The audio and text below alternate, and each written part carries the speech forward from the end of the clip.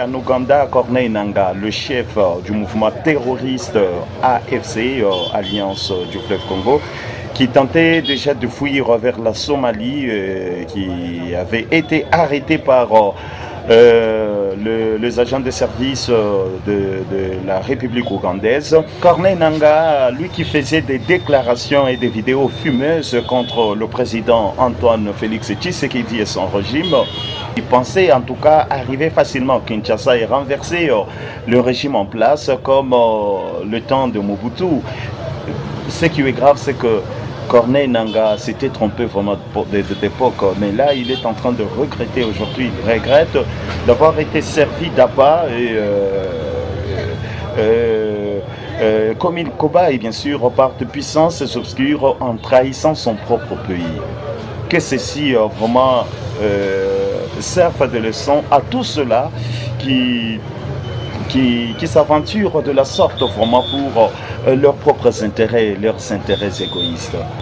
J'ai toujours aimé Mzee Laurent Désiré Kabila pour cette phrase qu'il avait eu à prononcer: ne jamais trahir le Congo. Ne trahis jamais ta patrie, mon frère, pour des intérêts égoïstes. Si tu es mécontent, il y a plusieurs façons d'exprimer ton mécontentement. Il y a plusieurs façons vraiment de faire à ce qu'on t'entende. Il ne suffit pas seulement de recourir aux armes.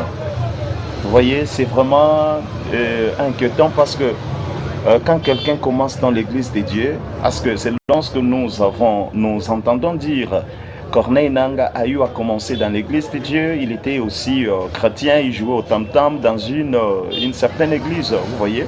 Mais aujourd'hui, son sort est vraiment compliqué, je vous dis la vérité. Et la vérité, c'est que son extradition vers Kinshasa ne va pas tarder. Trop tarder, non, bien aimé. Ça ne va pas tarder parce que l'Ouganda a déjà reçu ce qu'il voulait de la République démocratique du Congo, c'est-à-dire l'ordonnance sur la ratification en rapport avec l'exploitation des hydrocarbures, l'or, le pétrole et autres, pour que les deux pays, donc l'Ouganda et la République démocratique du Congo, en bénéficient. Donc il y a un gisement, allais-je dire, que les deux pays doivent exploiter, bien aimé. Alors l'Ouganda voulait vraiment ça.